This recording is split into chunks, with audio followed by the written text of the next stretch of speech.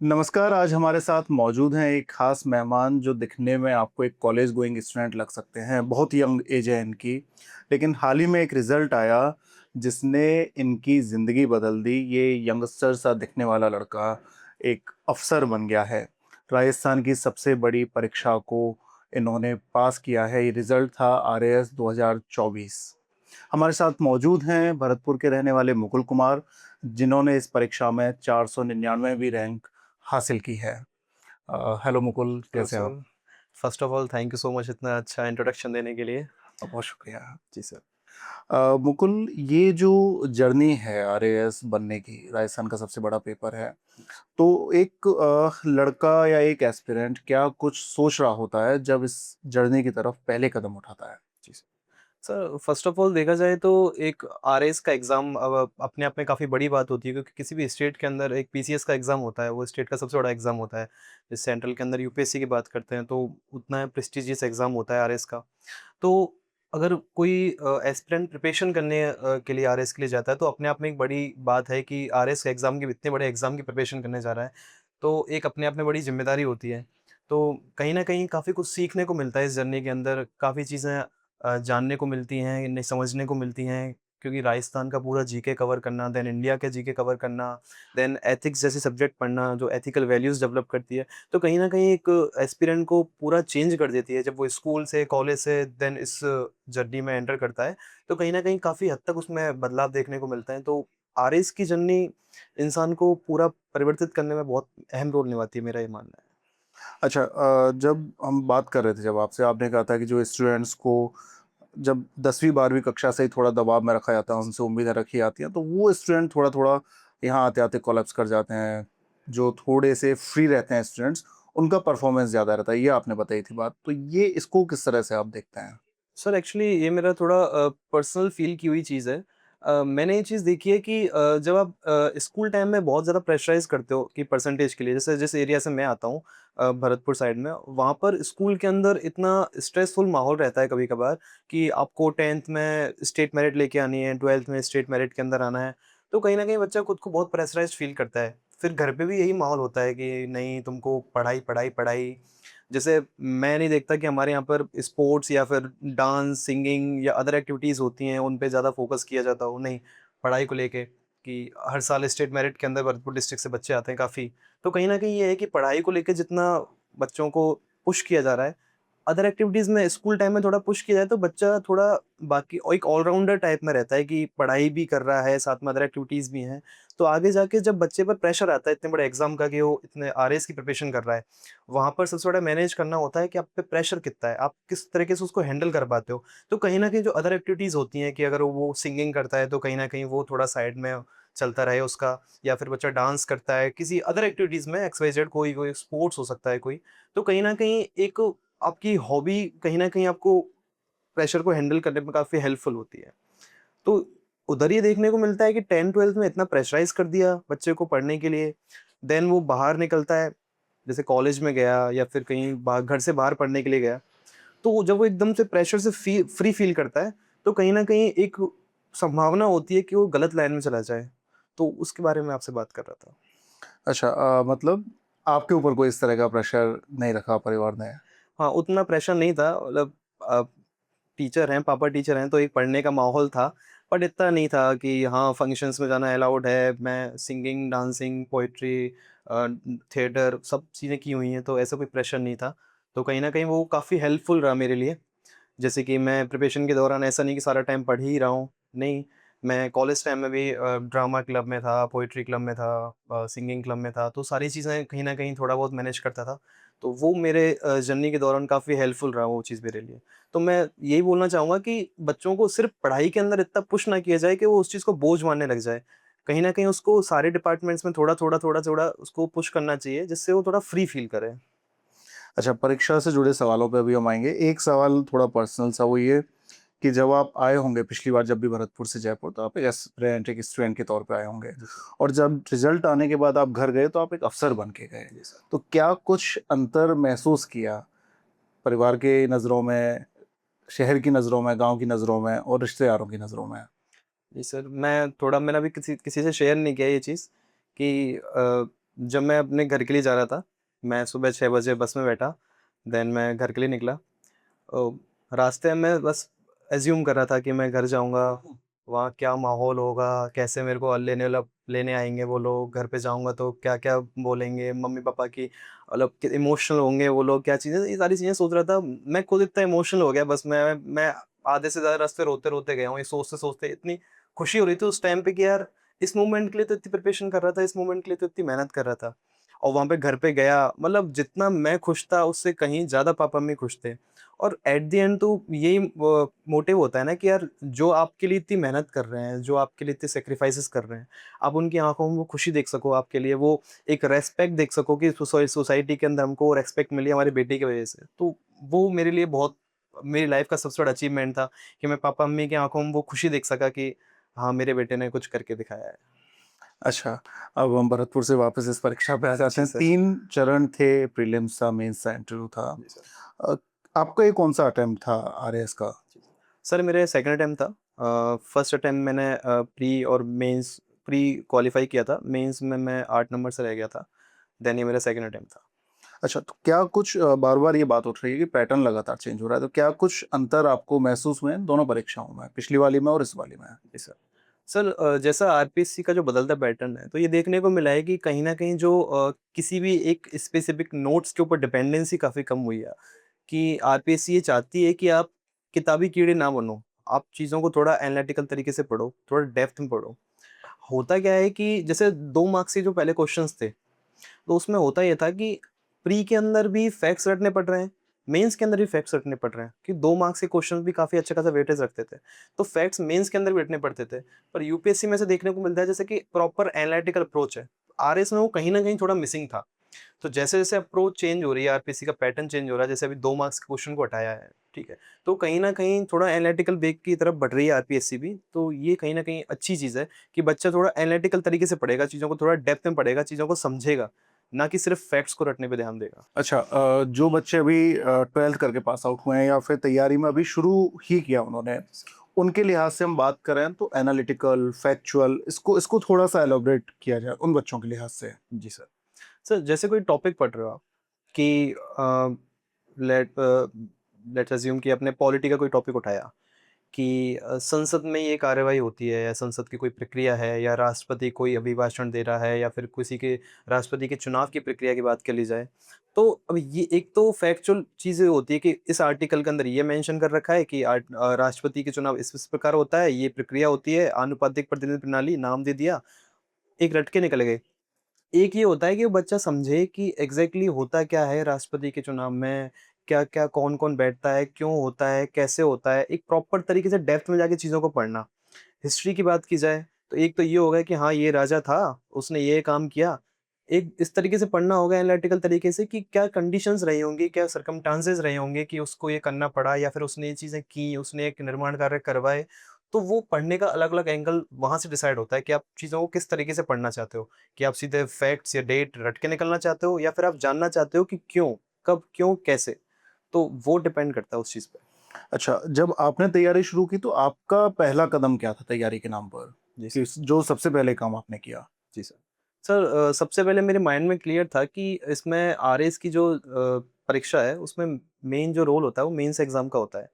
कि आप प्री तो चलो कि ये है कि कट ऑफ क्लियर करनी है, उसके मार्क्स ऐड ऑन होंगे नहीं। तो मेरा ये था कि मेरे को मेंस के लिए थोड़ा अच्छे से प्रिपेयर करना है।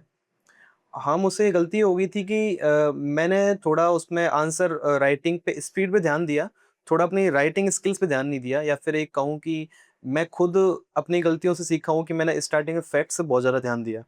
तो ये मैं अपने पर्सनल अनुभव से बोल रहा हूँ कि फैक्ट्स को ना तवज्जो दें तो ज़्यादा बेहतर होगा क्योंकि मैंने फैक्ट्स पे ज़्यादा ध्यान दिया।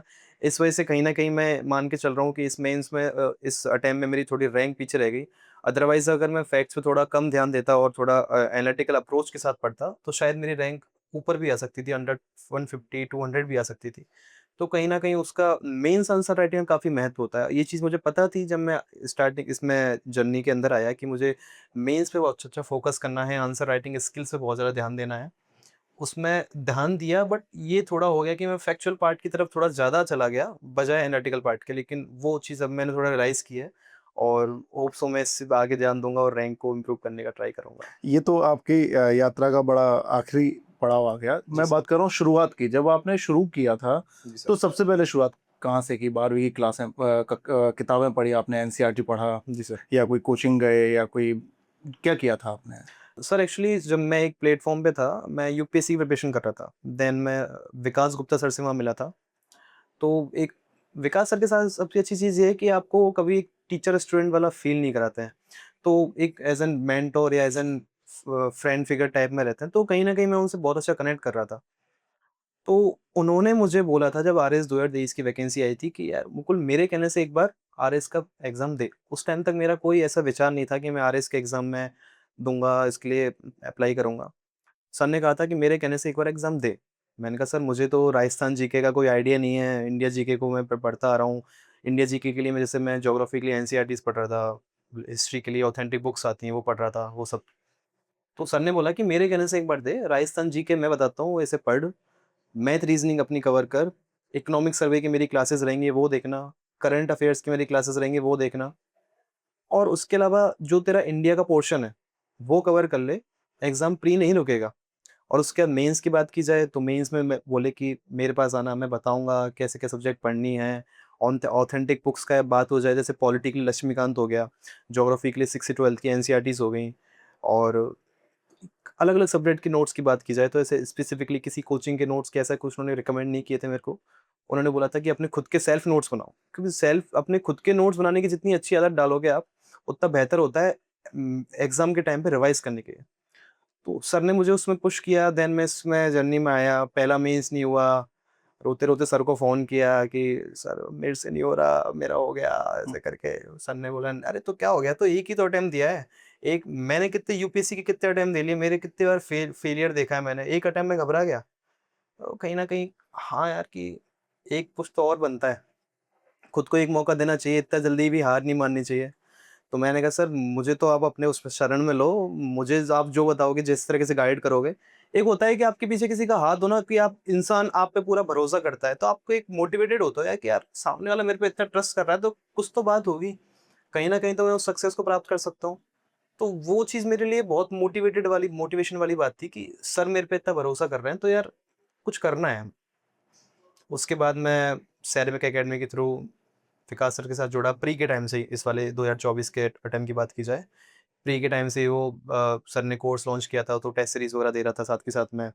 देन मेंस का स्टार्ट जब मेरा प्री क्वालीफाई हुआ, तो सर को मैंने पहला कॉल किया, "सर मेरा ऐसे प्री में मार्क्स आ रहे हैं और अब मेंस के टाइम पे मैं तो आ जाऊँगा, अब तो मेरे को अपने चाहे फ्लैट पे रखो, चाहे कहीं रखो, मेरे को मेरा मेंस निकलवाना है आपको" ऐसा करके। सर ने बोला, "ठीक है, हम लाइब्रेरी प्रोग्राम हुँ, चालू हुँ। कर रहे हैं, उसके अंदर आना, बढ़िया पढ़ना, कोई दिक्कत वाली बात नहीं है।" ठीक है, लाइब्रेरी प्रोग्राम चालू हुआ। मेरा ये मानना है कि सर अगर मैं लास्ट टाइम की तरह अगर मेंस का प्रिपरेशन कर रहा होता, शायद मैं इतना इम्प्रूव नहीं कर पाता और शायद मैं मेंस नहीं निकाल पाता जितना उस लाइब्रेरी प्रोग्राम से मेरे को फ़ायदा हुआ था। उसमें डेली आंसर राइटिंग कर रहा हूँ मैं, कोई भी डाउट्स हैं, मेंटर हैं, उनसे पूछ रहा हूँ। और विकास सर का इतना कम्फर्ट ज़ोन था कि विकास सर ने बोल रखा था कि कभी भी कोई भी डाउट है, कोई भी सब्जेक्ट से रिलेटेड डाउट है, इनफैक्ट किसी टीचर से रिलेटेड भी डाउट है कि यार ये समझ में नहीं आ रहा, उस टीचर का समझ में नहीं आ रहा, तुरंत कॉल करो। मैं आपको बता रहा हूँ, मुझे नहीं लगता कोई टीचर इतना आपके लिए अवेलेबल होगा। मैंने सर को रात को 12:30 बजे भी कॉल किया है, मैसेज किया है, सर ने तुरंत रिप्लाई दिया है। तो कहीं न कहीं वो चीज़ आपके हित में होती है कि आप जिस संस्थान से जुड़े हुए हो, जिस टीचर से जुड़े हुए हो, वो आपके लिए इतना अवेलेबल है कि आपके डाउट्स कभी भी सॉल्व कर सकते हो उनके पास जाके आप। तो ये जर्नी में विकास सर का बहुत योगदान रहा, मैं स्पेसिफिकली उनको मेंशन करना चाहूँगा लिटरली, इस तरीके से। अच्छा, आपको तो ये मिल गए बाय चांस। Ji sir. जो बच्चे जयपुर आते हैं तैयारी करने के लिए, इतने सारे कोचिंग्स हैं, इंस्टीट्यूट्स हैं, सबके अपने एडवर्टाइज़मेंट हैं, बोर्डिंग लगे हुए हैं, होर्डिंग्स लगे हुए हैं, बोर्ड्स लगे हुए हैं सारे के सारे। तो एक बच्चा जो कुछ नहीं जानता, वो कैसे तय करे कि किस मेंटर के पास जाना है, किस कोचिंग में जाना है, किस इंस्टीट्यूट में आना है? उसके लिए ये कैसे तय करने का तरीका हो? जी सर।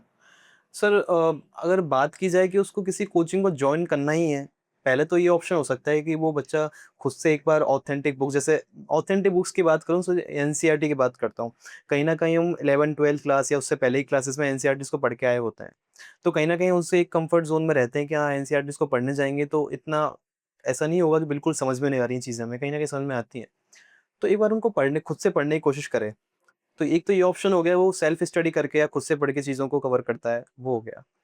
एक दूसरा उसको अगर कोचिंग जॉइन करनी ही है, देन ये देखा जाता है कि जो जेन्युइन रिजल्ट है, कि अगर किसी कोचिंग से अगर जेन्युइनली रिजल्ट आ रहा है, कौन सी कोचिंग इतने अच्छे टैलेंट को प्रोड्यूस कर रही है, इतने अच्छे सिलेक्शंस दे रही है, तो कहीं न कहीं वो ही मैटर करता है। वो एक डाटा शीट मैटर करती है कि हाँ, इस कोचिंग ने लिटरली इतने सिलेक्शन दिए हैं, इतने बच्चे यहाँ से निकले हैं। और सिर्फ बात सिलेक्शन की नहीं है, उस बच्चे की पूरी जर्नी में किसी कोचिंग का कितना योगदान रहा है, उस बच्चे को पूरा ग्रो करने में। जैसे कोई 12th क्लास का बच्चा सीधा कोचिंग में आता है, देन वो कितना ग्रो हुआ है उस कोचिंग के थ्रू, कितने उसमें चेंजेस आए हैं, वो सारी चीज़ें मैटर करती हैं। तो कहीं न कहीं किसी कोचिंग में अगर आप जाओ तो ये चीज़ें देखी जाएँ कि हाँ, उस कोचिंग का एक बच्चे के ओवरऑल डेवलपमेंट में कितना योगदान रहता है। अच्छा, आपने कहा कोचिंग का रिजल्ट देखा जाए, लेकिन रिजल्ट हम जो देख रहे हैं उसमें तो ये भी आ रहा है कि एक-एक कैंडिडेट पे ज़्यादा कोचिंग्स क्लेम कर रहे हैं। जी सर। तो फिर बच्चा कैसे पहचाने कि किस कोचिंग का क्लेम सही है, किस कोचिंग का क्लेम सही नहीं है? जी सर। सर ये तो स्टार्टिंग से यूपीएससी की बात की जाए, आईपीएससी की बात की जाए, ये तो बहुत नॉर्मल सी चीज़ें हैं। इनफैक्ट ये आईआईटीज़ में और नीट वगैरह में भी देखने को मिलता है कि कोचिंग एक बच्चे पे काफ़ी सारी कोचिंग क्लेम करती हैं।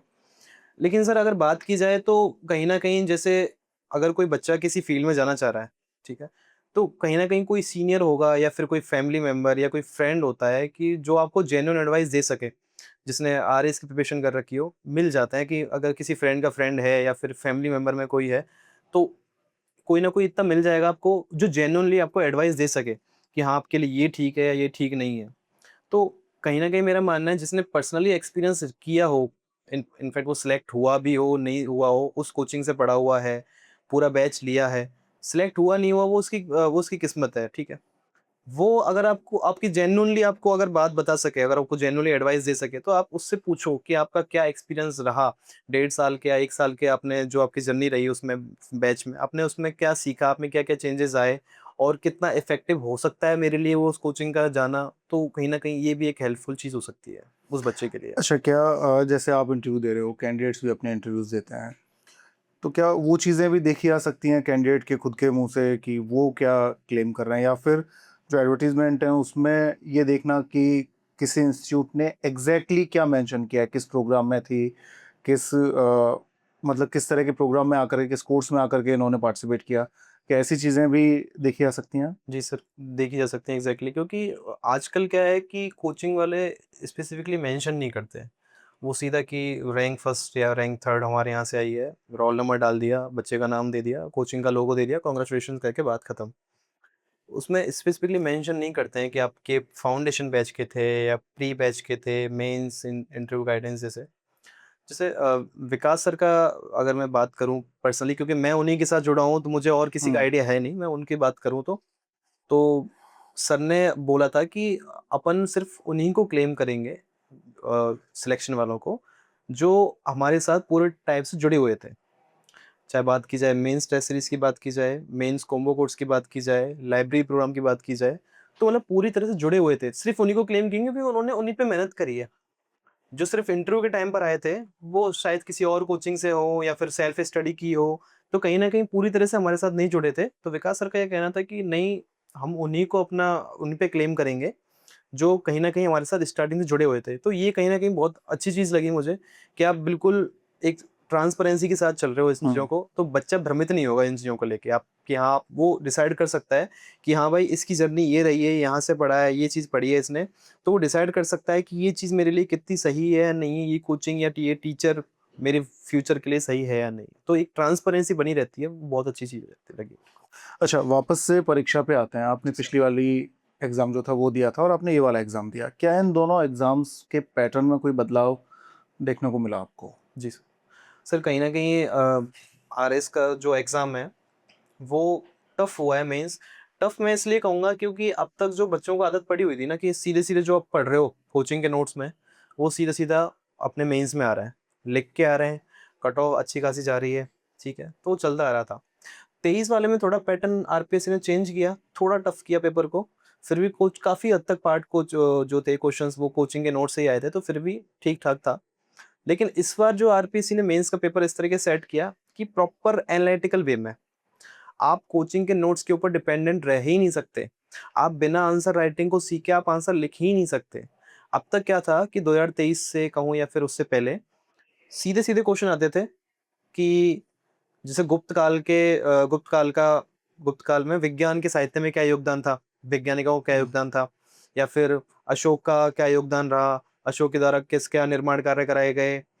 और तो इस तरीके सीधे-सीधे क्वेश्चन आते थे। अब उसने आरपीएससी ने क्वेश्चन का पैटर्न चेंज किया, थोड़ा-थोड़ा यूपीएससी की तरफ गए, एनालिटिकल वे में क्वेश्चन पूछना चालू किया है। तो आप सीधे-सीधे बिना आंसर राइटिंग प्रैक्टिस किए आप आंसर लिख ही नहीं सकते। कोई सवाल याद आ रहा है आपको, ऐसा प्रश्न कोई? सर अभी एग्ज़ैक्टली तो मैं याद नहीं कर पा रहा हाँ। हूँ। बट ये है कि सीधे-सीधे क्वेश्चन कुछ नहीं पूछने वाले अब वो। तो सी उसमें ये है कि आपको सोचना पड़ेगा, आपको दिमाग लगाना पड़ेगा कि इसके क्या-क्या डायमेंशंस हो सकते हैं। उसके लिए चाहिए आपको प्रैक्टिस। तो आप बिना प्रैक्टिस करे, आंसर राइटिंग प्रैक्टिस करे, बिना चीज़ों को थोड़ा डेप्थ में पढ़े, आप नहीं लिख सकते। इसलिए कट ऑफ इतनी कम गई थी, 208 कट ऑफ गई थी जो इस बार, तो कहीं न कहीं ये रीज़न था, क्योंकि अब तक बच्चों को प्रैक्टिस ही वही थी कि सीधे-सीधे आंसर क्वेश्चन्स आएँगे, सीधे-सीधे आंसर लिख के आने हैं। तो मैं ये मानता हूँ कि मैं कट ऑफ से ऊपर इसलिए था क्योंकि इस बार मैंने जो मेंस आंसर राइटिंग की थी, जो सेरेमिक एकेडमी की टेस्ट सीरीज़ जॉइन की थी, तो कहीं न कहीं उसका बड़ा योगदान रहा कि आप देख सकते हैं कि कॉपीज़ अपलोड की गई हैं टेलीग्राम चैनल पे सर के। क्वेश्चंस भी सीधे-सीधे नहीं थे और सर ने जो प्रैक्टिस कराई थी कि हर क्वेश्चन के 2 से 3 तरीके के डायमेंशंस हो सकते हैं, इस तरीके से लिखो, उस तरीके से लिख के देखो आप, पॉइंट्स फॉर्म में लिखो। जैसे एथिक्स का कोई क्वेश्चन है तो हर क्वेश्चन के अंदर एग्जांपल दो आप। कोई भी क्वेश्चन है कि किसी भी प्रशासक का क्या-क्या नैतिक मूल्य होने चाहिए, क्या प्रशासन में योगदान हो सकता है उसका। तो हर कोई भी आप एग्जांपल लिख रहे हो, ठीक है? जैसे वस्तुनिष्ठता होनी चाहिए, सत्यनिष्ठा होनी चाहिए, उसके अंदर अनासक्ति होनी चाहिए। उसका एक एग्जांपल लिखो कि इस आईएएस ने ये काम किया है, इसका एग्जांपल लिख दिए। तो ये कहीं न कहीं एक चीज़ थी जिसने मार्क्स बूस्ट करने का काम किया। मैं इस तरीके से एग्ज़ाम में लिख कर आया। तो कहीं न कहीं आजकल जो बच्चों को अपने पढ़ने का थोड़ा तरीका चेंज करना पड़ेगा, ठीक है? कि जो पुरानी अप्रोच थी वो अब काम नहीं आएगी। अब मेंस के अंदर एक नई अप्रोच के साथ एक एनालिटिकल तरीके से पढ़ना पड़ेगा। तो कहीं न कहीं वो बहुत हेल्पफुल रहेगा। क्या मीडियम भी मायने रखता है? हिंदी, इंग्लिश, या पुरानी बात है ये, अब आप किसी भी मीडियम से हों, आपका अगर आंसर ठीक है तो चांसेस हमेशा रहेंगे आपके, ऐसा कुछ है? सर यूपीएससी में कहीं न कहीं ये चीज़ देखने को मिलती है कि इंग्लिश मीडियम वालों को थोड़ा अपर हैंड रहता है, हिंदी मीडियम वालों को थोड़ा नुकसान झेलना पड़ता है क्योंकि कंटेंट की थोड़ी कमी रहती है। बट आरएस के अंदर ऐसा देखने को नहीं मिलता है, हिंदी मीडियम वाले, इंग्लिश मीडियम वाले बिल्कुल इक्वल रहते हैं, ऐसा कोई इश्यू नहीं है।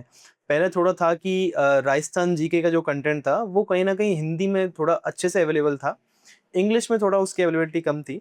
लेकिन आजकल इंग्लिश मीडियम वालों को भी प्रॉपर कंटेंट मिल जाता है। आप चाहे किसी बुक स्टोर में जाके चले जाओ, कोचिंग के नोट्स हैं सारे, जैसे सेरेमिक एकेडमी के अभी अपडेटेड नोट्स हैं, राजस्थान आर्ट एंड कल्चर के या राजस्थान ज्योग्राफी के हैं। वो काफ़ी अच्छे नोट्स हैं लिटरली कि इंग्लिश मीडियम वाला बच्चा बिल्कुल ऐसा फ़ील नहीं करेगा कि मेरे को राजस्थान जी की कोई टर्म समझ में नहीं आ रही है। तो वो चीज़ बहुत पुरानी हो गई है कि मीडियम आरएस के अंदर इतना मैटर करता है, हिंदी मीडियम, इंग्लिश मीडियम। पहले होस्ट बोल सकते थे कि हिंदी मीडियम वालों को थोड़ा अपर हैंड था क्योंकि इंग्लिश मीडियम वालों को थोड़ा नोट्स की अवेलेबिलिटी कम थी राजस्थान जीके के लिए। लेकिन अभी ऐसा नहीं है, उनको भी प्रॉपर अवेलेबल रहते हैं नोट्स, तो अभी ये फैक्टर बिल्कुल भी अच्छा, मानता कुछ इंटरव्यूज़ में टॉपर्स कह रहे हैं कि जो आप कॉपी आंसर लिखने की बात कर रहे थे, हूँ। जी कि एआई का भी इस्तेमाल किया जा रहा है आंसर चेक करने में, ऐसा कुछ है या कोई ट्रेंड है क्या अभी? सॉरी सर, मेरे को इसलिए इसका आइडिया नहीं है। अलग-अलग बातें सुनने को मिलती हैं। कोई कहता है कि कोई टीचर है वो एक टीचर एक क्वेश्चन चेक कर रहा है, कोई कह रहा है कि अपने बच्चों से चेक करवा लेते हैं। अलग-अलग अफ़वाहें सुनने को मिलती हैं, अलग-अलग बातें हैं। कोई बोलता है कि मेरे कम मार्क्स इसलिए दिए, अपनी वाइफ़ से लड़ लिया वो कॉपी चेक करने से पहले, फ्रस्ट्रेट हो रखा था, मेरे को कम मार्क्स दे दिए उसने। किसी कोई बोलता है किसी यंग बंदे के पास मेरी कॉपी गई तो वो थोड़ा शार्प था, उसने ढंग से चेक करी। कोई बोलता है किसी ओल्ड पर्सन के पास कॉपी चली गई, उसको आँखों से दिखता ही नहीं था, उसको मेरे क्वेश्चन ही नहीं दिखा, मैंने आंसर लिख रखा था सही, उसने मेरे को 0 नंबर दे दिया। तो अलग-अलग अफ़वाहें चलती रहती हैं, तो एग्ज़ैक्ट क्या है? मैं प्रैक्टिस की बात कर रहा हूँ, जैसे जी सर। जो आंसर्स आप लोग प्रैक्टिस करते हैं एग्ज़ाम से पहले, तो उसमें क्या एआई की मदद ली जा अच्छा, रही है सही क्या? सर। हाँ सर, बिल्कुल मैं जैसे मैं मेंस के टाइम पे जब मैं प्रिपरेशन कर रहा था, तो चैट जीपीटी का अच्छा खासा यूज़ किया था मैंने, कि कोई भी चीज़, कोई टर्म मेरे को समझ में नहीं आ रही है कि हाँ यार ये क्या है, मेरे को नहीं समझ में आ रहा, वो वर्ड मेरे को पकड़ में नहीं आ रहा कि यार मेरे को थोड़ा जानना है इसके बारे में। तो आप एआई पे डालो, चैट जीपीटी पे डालो, उसके बारे में प्रॉपर डेप्थ में, और आपको वो कहीं न कहीं आपको पूरा डेप्थ के अंदर वो जाके देता है। कोई भी चीज़ आपको नहीं समझ में आ रही है, आप बार-बार पूछो, तो कहीं न कहीं वो एक हेल्पफुल रहता है। लेकिन आप प्रॉपर भी उसके ऊपर डिपेंड नहीं रह सकते, क्योंकि कहीं न कहीं उसमें भी गलतियाँ रहती हैं, वो भी एक सॉफ्टवेयर ही है, तो पूरा डिपेंडेंट नहीं रहा मैं। लेकिन काफ़ी हद तक हेल्पफुल रहा, जो चैट जीपीटी मेरे लिए, अगर बात की जाए मेंस की जर्नी की। अच्छा, और नोट्स की अगर बात करें तो सिरेमिक के नोट्स आपने पढ़े, जी सर। तो इनके नोट्स कैसे अलग हैं बाकी के नोट्स से जो जी सर। मार्केट में अवेलेबल हैं उससे? जी सर। सर मैं अगर बात करूँ बाकी के नोट्स जैसे मैंने पढ़े हैं, उसमें क्या होता है कि आप प्री और मेंस का कंटेंट आप डिफरेंशिएट नहीं कर सकते। हुँ, कि जैसे आप प्री के लिए पढ़ने जा रहे हो, तो आप फ़र्क ही नहीं पता लगा पा रहे हो कि मैं एग्ज़ैक्टली पढ़ूँ क्या? क्योंकि प्री के अंदर तो फैक्चुअल डिमांड होती है, इतना आपने वो डेप्थ में नहीं पढ़ना होता। उसमें नोट्स इस प्रकार से डिफरेंशिएट ही नहीं हो रखे होते कि ये प्री के लिए पढ़ लो, ये स्पेसिफिकली मेंस के लिए पढ़ लो। लेकिन विकास सर के नोट्स में ये चीज़ प्रॉपर मेंशन कर रखी है कि ये चीज़ प्री के अंदर है तो इसको पढ़ना है, ये मेंस के अंदर है इसको नहीं पढ़ना है। जैसे आपने इंडियन पॉलिटी की अगर आपने बुक की बात की जाए, सैनिक अकेडमी की, तो उसकी जो इंडेक्स है, इंडेक्स के अंदर स्पेसिफिकली मेंशन कर रखा है कि ये टॉपिक आरएस प्री के अंदर है तो आपको पढ़ना है, ये टॉपिक आरएस मेंस के अंदर है आपको पढ़ना है या फिर नहीं पढ़ना है। और मेंस के अंदर अगर कोई टॉपिक है तो उसका प्रॉपर एलोरेट कर रखा है, उसको पूरा डेप्थ में पढ़ा रखा है उसको, तो कहीं ना कहीं डिफ्रेंशिएट कर रखा है। प्लस उन्होंने जो ऑथेंटिक बुक्स हैं उनको वो गारंटी लेते हैं विकास सर कि ये जो ऑथेंटिक बुक्स के नोट्स हैं वो सारे मेरे नोट्स के अंदर मिलेंगे, ऑथेंटिक बुक्स के जो भी नोट्स हैं इससे बाहर जाएँगे ही नहीं। अब वो बंदे जो सर हैं वो इतना क्लेम कर रहे हैं तो कहीं न कहीं उन्होंने रिसोर्सेज़ उठाए हैं, उनको पढ़ा है, उनको कहीं न कहीं अपने नोट्स के अंदर यूज़ किया है, तो ऐसे तो क्लेम करेंगे नहीं। और मैंने पर्सनली पढ़ के देखे हैं, मेरे फ्रेंड सर्कल में जितने भी थे, काफ़ी जो सिलेक्ट हुए हैं अभी, हम सब लोगों ने पढ़े थे नोट्स। एथिक्स के नोट्स की बात की जाए, पॉलिटी के, इंडियन पॉलिटी के इससे बेहतरीन नोट्स आपको मिल ही नहीं सकते। मैं आपको लिटरली बता रहा हूँ, अगर आप इंडियन पॉलिटी वो पढ़ते हो, तो लक्ष्मीकांत पढ़ने की ज़रूरत ही नहीं है। वो लक्ष्मीकांत पूरा ग्रंथ है, उसको पढ़ने की ज़रूरत ही नहीं है। तो इतना व्यवस्थित तरीके से, इतना एक-एक चीज़ को समराइज़ करते हुए या फिर एलाबोरेट करते हुए, आपको सिचुएशन के हिसाब से कि प्री या मेंस की है या किस जो भी है, तो प्रॉपर व्यवस्थित नोट्स बना रखे हैं, जो कि सबसे बेस्ट चीज़ है सैनिक अकेडमी की। अच्छा, आप किसी और कोचिंग में आप कह रहे हैं कि गए नहीं, कोई जी और सर। किताबें आपने ज़्यादा प्रेफ़र की नहीं, तो कैंडिडेट में इतना कॉन्फिडेंस कैसे आ जाता है कि करेंगे तो यहीं से करेंगे, पढ़ेंगे तो यहीं से पढ़ेंगे? सर अगर एज़ एन कैंडिडेट मैं अपनी बात करूँ, तो आप जब, जैसे मैंने विकास सर से पॉलिटी पढ़ी थी, बात की जाए, या फिर करंट अफेयर्स और इकोनॉमिक सर्वे पढ़ा था, जो आप चीज़ों को याद करने लगते हो, चीज़ें आपको समझ में आने लगती हैं, तो आप टीचर से कनेक्ट करते हो। और आप टीचर से कनेक्ट करते हो, तो आप उस पर ट्रस्ट करते हो कि हाँ यार, ये जो पढ़ा रहे हैं ना, वो सच में मेरे काम का है, या फिर उस चीज़ को मैं एग्ज़ाम में यूज़ कर सकता हूँ। ठीक है? अगर आप टीचर से कनेक्ट ही नहीं कर पा रहे हो, टीचर कितना भी अच्छा पढ़ा रहा हो, आपके नहीं समझ में आएगा। तो एक कनेक्शन बहुत मैटर करता है। तो विकास सर के पढ़ाने में सबसे अच्छी चीज़ ये है कि एक स्टूडेंट जब उनसे कनेक्ट कर पाता है, कि पर्सनली कनेक्ट कर पाता है, चाहे वो ऑफ़लाइन पढ़ रहा हो, चाहे वो ऑनलाइन पढ़ रहा हो, चीज़ें अपने आप याद होती हैं उसे। जैसे सर इकोनॉमिक सर्वे पूरा ऐसे, पूरा अपने देसी लैंग्वेज में ऐसा घोटाया था, ऐसा घोटा था लो बच्चों ने, कि उनको नींदों में भी याद था कि हाँ, ये डाटा है, ये फैक्ट है, इस तरीके से ये स्कीम्स हैं। ऐसे स करंट अफेयर्स की बात की जाए, पॉलिटी की बात की जाए, तो कहीं न कहीं कनेक्शन बहुत मैटर करता है टीचर स्टूडेंट के बीच में, जो कि हर टीचर हर स्टूडेंट के साथ नहीं कर पाता है। तो ये अच्छी चीज़ है इस बात में। अच्छा, फिर वापस अब परीक्षा पे आते हैं, जी तीसरे सर। चरण पे इंटरव्यू जो था, आपको कुछ सवाल याद है आपके इंटरव्यू के? जी सर। कोई दिलचस्प अगर 1-2 सवाल आप बताना चाहें? जी सर। तो सबसे पहले तो मैं जैसे इंटरव्यू में गया था, तो मेरे से पहले क्या है, कोई पतला लड़का गया होगा, तो मैं थोड़ा अभी हेल्दी हो रखा था, तो वो आते से मेरे को बोलते हैं सर कि अरे यार, तुमसे पहले तो एक बहुत पतला सा लड़का आया था, तुम इतने हेल्दी हो रखे हो। मैंने कहा सर हाँ, थोड़ा मैं ऐसा हेल्दी हो रखा हूँ। हेल्दी क्या, मोटे हो रखे हो तुम तो यार। मैंने कहा हाँ सर, मोटा हो रखा हूँ। मैं थोड़ा, मैंने की थोड़ा कवर करने की कोशिश की, मैंने सर मेरा 1.5 महीने पहले एक्सीडेंट हो गया था, थोड़ा आवाज़ में दर्द लाके। विकास सर ने मेरे को बोला था कि हाँ, हो सके जितना तुम थोड़ा अपना जो पर्सनल लाइफ़ का है, थोड़ा उसमें यूज़ करना, जो तुम करते हो नॉर्मल लाइफ़ में, ऐसा करके। मैंने सर मेरा थोड़ा एक्सीडेंट हो गया था 1.5 महीने पहले, मैं बेड रेस्ट पे था, तो 20 केजी उसमें बढ़ गया 1 डेढ़ 2 महीने में अभी, ऐसा करके। अच्छा, अच्छा, कोई नहीं, कोई नहीं। फिर बोलते हैं कि बीच इंटरव्यू में कि अच्छा, आप एक बात बताओ, आप घोड़े पे बैठना चाहोगे या हाथी पे बैठना चाहोगे? अब मुझे लगा यार थोड़ा इसमें क्या ही बोल सकता हूँ, तो फिर मैंने कहा जिस पॉइंट पे उन्होंने मेरे को स्टार्टिंग में ही वो किया था कि आप हेल्दी हो रखे हो, तो मैंने कि इसी को घुमाया जाए। तो मैंने कहा सर अभी मैं तो हाल फिलहाल जैसी मेरी स्थिति है, मैं हाथी पे बैठूंगा, घोड़े पे बैठूंगा तो घोड़ा दब जाएगा, ऐसे करके। तो एक बढ़िया अच्छा हुँ। लाइट माहौल हो गया था इंटरव्यू के अंदर। बाकी काफ़ी सीरियस क्वेश्चन ही पूछे थे, जैसे कि सरदार वल्लभ भाई पटेल जी के ऊपर काफ़ी इंटरव्यू चला था कि लौ उनको लौह पुरुष क्यों कहा जाता है? क्या उनका योगदान रहा था रियासतों के एकीकरण में? इसके अलावा मेरे इलेक्ट्रिकल ब्रांच से रिलेटेड भी क्वेश्चन पूछे थे काफ़ी, तो बहुत बहुत फ्रेंडली माहौल था ऐसा। अ, इतना चिल रहा था पूरे टाइम पे, बिल्कुल भी घबराहट नहीं हुई, बहुत अच्छा माहौल था। तो ओवरऑल बहुत अच्छा एक्सपीरियंस रहा था इंटरव्यू का। अच्छा, कोई ऐसा सवाल जो बिल्कुल ही आपको लगा हो कि ये तो बाउंस गया, अब इसमें तो सॉरी बोलना पड़ेगा? था उसमें मतलब कि अब उन्होंने पूछा था कि किस राइटर ने ये बोला था या फिर किस जने ने ये बोला था, बंदे ने बोला था कि सरदार वल्लभ भाई पटेल को पीएम बनना चाहिए था, और कौन सी बुक के अंदर लिख के बोला था। अब इतना तो नहीं पढ़ते हैं एक एक राइटर की बुक मालूम हो कि किसने बोला था, किसने क्या किया था, क्योंकि इतने सारे राइटर्स लिखते हैं कि भाई पॉलिटिकल थिंकर्स होते हैं काफ़ी सारे। तो मैंने सॉरी सर मुझे इसका बिल्कुल भी आइडिया नहीं है। बोले थोड़ा-सा सोचने की कोशिश करो। मैंने कि सॉरी सर, अब उसमें आप ब्लंडर नहीं कर सकते, ब्लफ नहीं खेल सकते कि आप किसी राइटर का नाम दो शायद से ये, तो उनको वो पकड़ते हैं कि आप फालतू का ब्लंडर कर रहे हो या ब्लफ मारने की कोशिश कर रहे हो, तो उससे बचने के सीधा सॉरी बोल दो। हर चीज़ हमको नहीं मालूम हो सकती है। तो कहीं न कहीं ये चीज़ थी कि मैं उसमें सही सॉरी बोल के निकल लिया, तो ज़्यादा मेरे पे वो खिंचा नहीं ज़्यादा चीज़, नहीं तो अगर मैं ब्लफ मारता शायद वो चीज़ खिंच सकती थी और मेरे नेगेटिव उसमें जाती। अच्छा, आपने कहा इलेक्ट्रिकल इंजीनियरिंग किया जी सर। आपने, तो कितना आसान या मुश्किल हो जाता है एक मैथ्स स्टूडेंट के लिए जिसने ग्रेजुएशन भी अपनी मैथ्स में इंजीनियरिंग में की है, आरएस जैसा एग्ज़ाम जिसमें ह्यूमैनिटीज़ के सब्जेक्ट्स जी सर। ज़्यादा, आर्ट्स के सब्जेक्ट्स ज़्यादा हैं।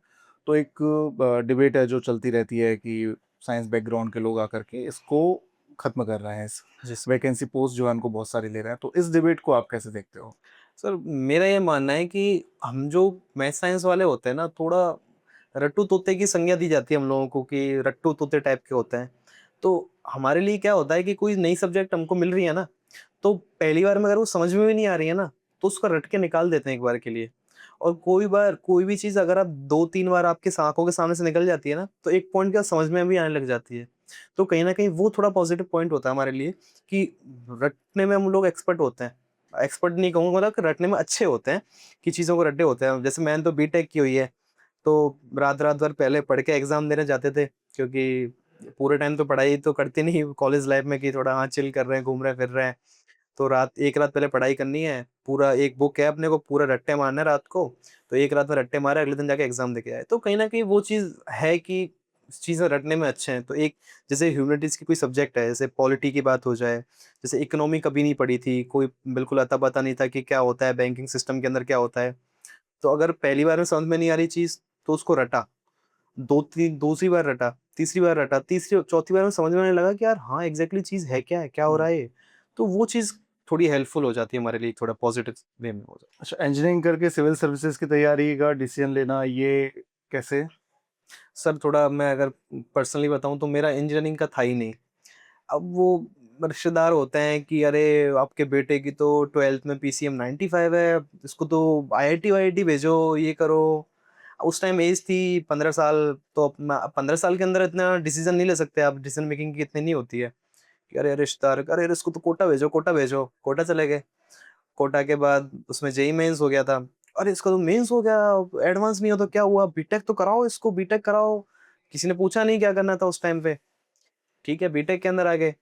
फर्स्ट ईयर रो-रो के निकाला कि नहीं हो रहा पापा, मेरे से नहीं होगा, नहीं होगा। पापा बोले कोई नहीं, बस ये 3 साल और निकाल ले, उसके बाद जो तेरे को करना हो वो करना। तो मेरे को था कि मेरे को थोड़ा कंफर्टेबल इसमें फ़ील होता था कि मैं ह्यूमैनिटीज़ सब्जेक्ट पढूँ, क्योंकि मैंने पापा ने मेरे आरएस 1996 का एग्ज़ाम दिया था।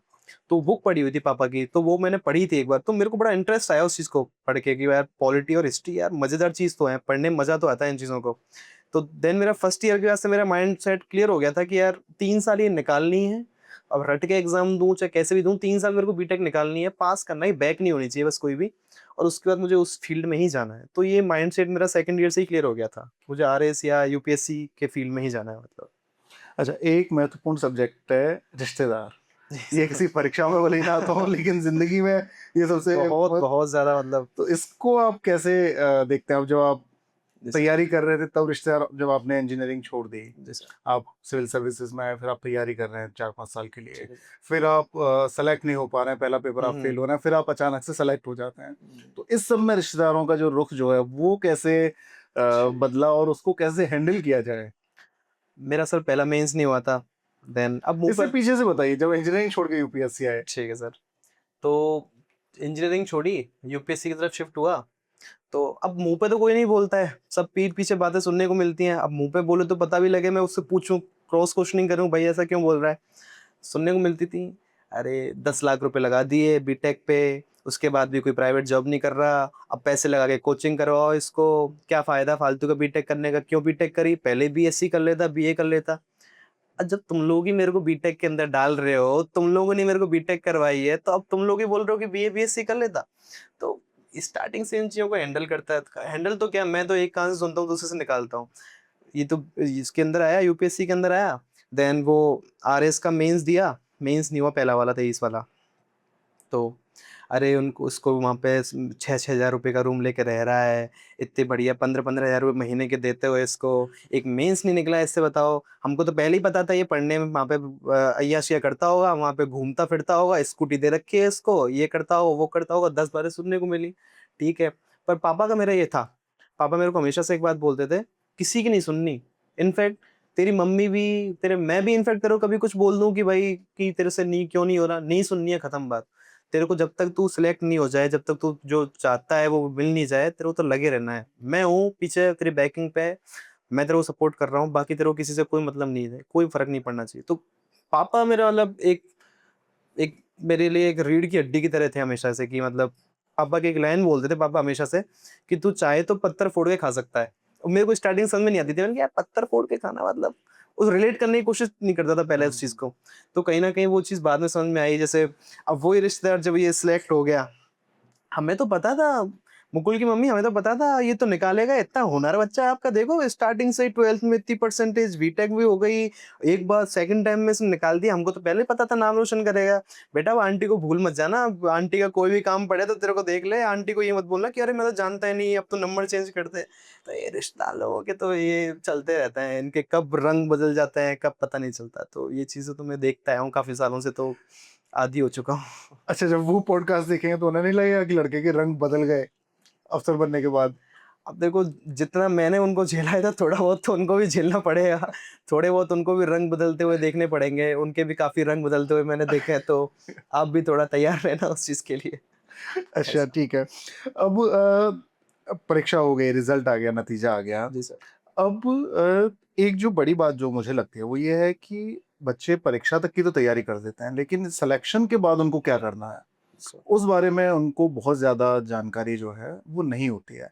क्या आपको कुछ ऐसा इल्म है कि हम अब ज़िम्मेदारियाँ आएँगी तो क्या, कैसे, क्या डिपार्टमेंट मिलेगा, नहीं मिलेगा? कुछ कोर आपने सोचे हों कि मैं कम से कम ये तो नहीं ही करूँगा या ये मैं हर हाल में करूँगा?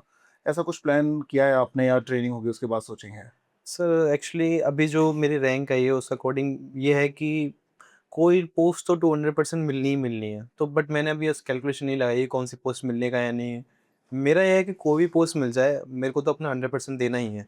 साथ के साथ मेरा ये है कि मुझे साथ के साथ अगले अटेम्प्ट को भी मतलब ट्राई करना है। मेरे को अपनी रैंक इम्प्रूव करनी है। तो वो मेरे माइंड में है कि कोई भी पोस्ट मिलती है तो मैं उसको लूँगा, जो भी ट्रेनिंग वगैरह होगी, ट्रेनिंग फेज़ कंप्लीट होगा, देन जॉइनिंग होगी। बट साथ के साथ पैरेलल में प्रिपरेशन चलती रहेगी।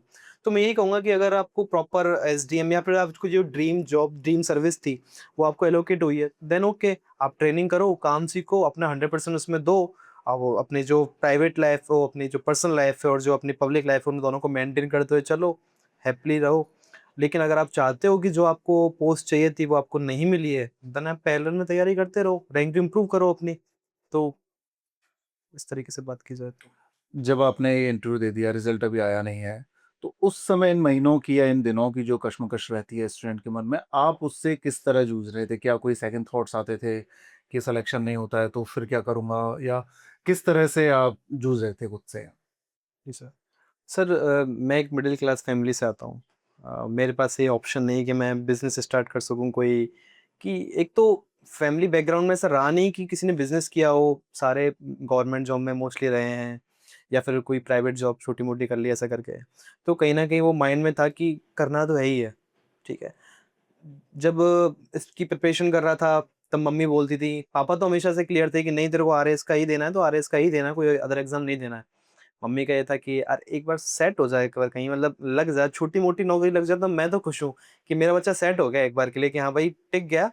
अब वो एक बार वो मेंटली फ्री हो जाते हैं कि यार ठीक है, बच्चा अपना बेरोज़गार नहीं है, उस पे ये कोई न कहीं पैर टिक गया। मम्मी ने तो ये बोला था कि पटवारी, वीडियो, एसआई, पशु परिचर, इनफैक्ट 4th ग्रेड तक का ही बोला था कि वो ही फॉर्म भर दे।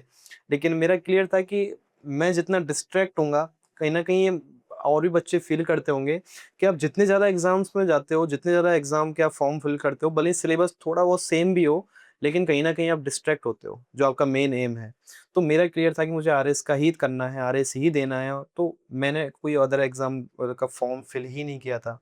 तो अब जब रिज़ल्ट इंटरव्यू हुआ, रिज़ल्ट का वेट कर रहा था, तो पेट में जो मछलियाँ चलती हैं डेली-डेली कि यार होगा, नहीं होगा, लिटरली कई-कई बार रात को नींद नहीं आती थी, सच बता रहा हूँ। नींद नहीं आती थी, सुबह 5 बजे निकल गया बाहर, पार्क में घूमा हूँ, चाय पी के आ गया, तब भी नींद नहीं आ रही सुबह-सुबह कि रिज़ल्ट आने वाला है, नहीं हुआ तो क्या होगा? मतलब कहीं न कहीं ये था कि यार ऐज भी निकल जाएगी, 25-26 साल का हो गया हूँ, क्या करूँगा? मेरे पास तो कोई बैकअप भी नहीं है, किसी अदर एग्ज़ाम का फॉर्म भी नहीं भर रखा। क्या मम्मी की बात मान ली होती तो सही रहता? कोई और फॉर्म भर देता, क्या पता क्या सिस्टम हो जाता? तो कहीं न कहीं वो था। एक तो होता है कि आपके पास बैकअप है कि आप पटवारी का भी एग्ज़ाम दे रखा है, वीडियो का एग्ज़ाम दे रखा है, शायद वो निकल जाए, तो चलो कोई नहीं, आरएस रिज़ल्ट से इतना फ़र्क नहीं पड़ता। एक वो स्टूडेंट है कि नहीं मुझे सिर्फ़ आरएस की ही कर रहा हूँ, डेडिकेटली इसकी कर रहा हूँ। फिर उनका अगर नेगेटिव रिज़ल्ट जाता है ना, तो उन पे जो क्या बीतती है वो कहीं न कहीं मैं फ़ील कर रहा था। क्योंकि मैं सिर्फ़ आरएस के प्रिपरेशन कर रहा था, मैं किसी अदर एग्ज़ाम पे जा ही नहीं रहा था। तो जो मेरे को टेंशन टेंशन थी, डेली घर पे बात करना कि मम्मी बोलती है, "तू ठीक है?" मैंने कहा, "हाँ, ठीक हूँ।" "पक्का?" मैंने कहा, "हाँ, पक्का।" आवाज़ से तो नहीं लग रहा। अब उनको भी क्या बोलूँ, वो भी टेंशन में है, वो थोड़ा कि उनको भी ये है कि बाहर रह रहा है, ठीक होगा ना, टाइम से खाना खाया होगा, नहीं खाया होगा। तो कहीं न कहीं एक बच्चा भी उतना ही सफ़र कर रहा होता है रिज़ल्ट से पहले, और एक मम्मी-पापा भी उतने सफ़र कर रहे होते हैं। लेकिन जो रिज़ल्ट वाला दिन था, रिज़ल्ट आया है, वो हाथ काँप रहे हैं रिज़ल्ट देखते टाइम, क्या होगा, क्या होगा, क्या होगा? भगवान से बस यही है कि एसडीएम नहीं तो एटलीस्ट एक एलआई मतलब सेट कर दो प्लीज़ कि हाँ, मैं ये कह सकूँ कि पापा-मम्मी देखो मैंने सिर्फ़ आरएस एग्ज़ाम की तैयारी की थी और मैं सेटल हो गया, आपकी टेंशन अब खत्म।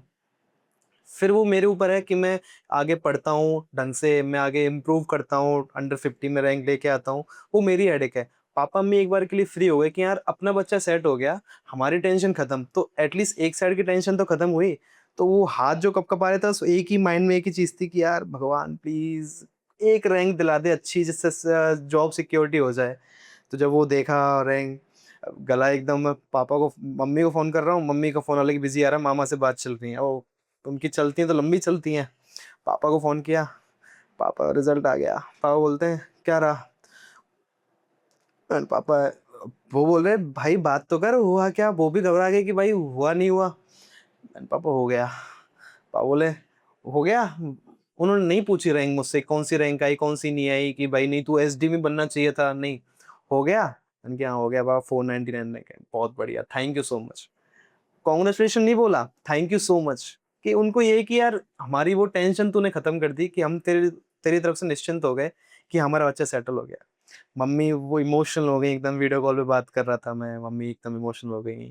तो वो मेरी लाइफ के सबसे बेस्ट मोमेंट में से एक था कि यार जो मैं चाहता था, जो मेरे मम्मी-पापा चाहते थे वो मैंने किया, और रिज़ल्ट के बाद लाइफ एकदम चेंज है कि अब चीज़ों को थोड़ा पॉज़िटिव तरीके से देखता हूँ कि हाँ यार, अब लाइफ में बहुत सारे चेंजेज़ आएँगे, एक सैलरी आएगी, ठीक है, अब पापा से पैसे नहीं माँगने पड़ेंगे, कोई चीज़ बढ़िया अपने खरीदेंगे, जो मन करेगा वो करेंगे, यहाँ जाएँगे, वहाँ घूमने जाएँगे, काफ़ी टाइम से प्लान बनते रहते थे, वहाँ जाएँगे घूमने, यहाँ जाएँगे, मनाली की ट्रिप करेंगे।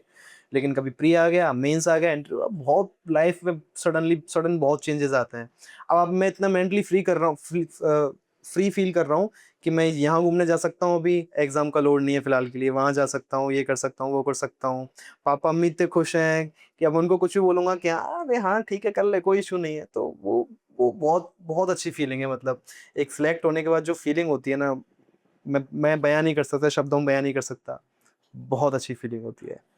अच्छा, कुछ साथी आपके ऐसे भी रहे होंगे जो कि असफल हो गए, इस परीक्षा में उत्तीर्ण नहीं हो पाए, क्योंकि आपने भी एक बार इस तकलीफ को झेला है, इस परेशानी को झेला है, जी सर। तो उनके लिए कोई मैसेज आप देना चाहें? जी सर। सर मेरे कुछ फ्रेंड हैं जिनका भी नहीं हुआ, तो मेरी उनसे बात भी हुई थी। तो एक तो अगर आप अच्छे दोस्त हो तो ऐसे मोमेंट पे आपका बात करना बहुत ज़रूरी होता है आपके दोस्त से, क्योंकि वो हर किसी से एक्सपेक्ट नहीं कर रहा होता कि आपको वो उसको कॉल करेगा कोई। तो आपका एक बात करना, पहली बात तो एक अच्छे दोस्त का बात करना बहुत ज़रूरी हो जाता है। तो जो मैंने उससे कहा मैं वही बताऊँगा कि मैंने उससे ये कहा कि भई ठीक है, मैं भी लास्ट टाइम फेल हुआ था। इस बार मैंने थोड़ा बाउंस बैक किया, मैंने वापस एग्ज़ाम की तैयारी की। मैंने उसको ये बोला, भाई कोई नहीं, तू मेंस मेंस में आके निक रहा है, मतलब इंटरव्यू में आके रहा है, सॉरी। 7.5 लाख बच्चों ने प्री दिया, उसमें से तू 21,000 में आया जिन्होंने मेंस दी। 21,000 में से तू 2400 लोगों में आया, तू सोच रहा है कहीं न कहीं तू कितने लोगों से बेहतर है। तो इसका मतलब ये नहीं कि तेरे में कोई कमी है, ठीक है? किस्मत का रोल हो सकता है या फिर थोड़ी बहुत कमियाँ हो सकती हैं कि आंसर लिखने में कोई कमी रह गई, इंटरव्यू के टाइम पे हमारा दिन अच्छा नहीं था, बोलने में थोड़ा फंबल कर दिया, अटक गए, कॉन्फिडेंस शो नहीं हो पाया, इंटरव्यू में कम मार्क्स मिल गए, ठीक है, मेंस के टाइम पे पेपर अधूरा छूट गया या फिर जिस तरीके से आंसर लिख सकते थे नहीं लिखे। तो उसका मतलब ये नहीं कि हम में कोई कमी है। हो सकता है दिन खराब था या फिर थोड़ी बहुत जो अपने चीज़ें अपने को सही करनी चाहिए थी, हमने टाइम से नहीं करी, इस बार करेंगे। मैंने तो उसको ये बोला कि भाई मैं भी तो दे रहा हूँ। मेरा सिलेक्शन वैसे ये थोड़ा ना मैंने पढ़ाई छोड़ दी है। उसके बाद मैं भी तो इम्प्रूव करना चाह रहा हूँ रैंक को, मेरे को भी तो अंडर 50 आना है। तो तू क्यों छोड़ रहा है पढ़ाई को? तो मेरा यही था कि अभी मेंस का स्टार्ट कर दे, प्री में अभी थोड़ा टाइम है। मेंस पे थोड़ा फोकस कर, 3-4 महीने जितना टाइम मिलता है, पूरा मेंस को कवर कर। मेंस में अगर आंसर राइटिंग बेहतर हो गई, पेपर टाइम पे कंप्लीट होने लग गए, फिर जब प्री की वैकेंसी है देन प्री का क्या कहते हैं उसके लिए प्रिपेयर करो। प्री निकलेगा देन 3-4 महीने का मेंस का जो टाइम मिलेगा, स्लॉट मिलेगा, आपका सिलेबस ऑलरेडी कंप्लीटेड है, आपको बस रिवाइज़ करना है और टेस्ट सीरीज़ लगानी है, सॉर्टेड है। कहीं न कहीं आपके मार्क्स बूस्ट ही करेगी वो चीज़। तो मैं तो यही कहूँगा अपने दोस्त को या फिर जो भी इस बार सेलेक्ट नहीं हो पाया है। शुक्रिया मुकुल, आपने कई सारी रोचक बातें बताई, पढ़ाई से जुड़ी हुई भी, अपने सोसाइटी से, घर परिवार से जुड़ी हुई बातें भी। आपको खूब सारी शुभकामनाएँ, thank you so much sir. और थैंक यू। उम्मीद है आप बड़े अफ़सर, काबिल अफ़सर बन के सर, निकलेंगे जब भी ट्रेनिंग पूरी हो जाएगी थैंक यू आपकी। So much sir. शुक्रिया।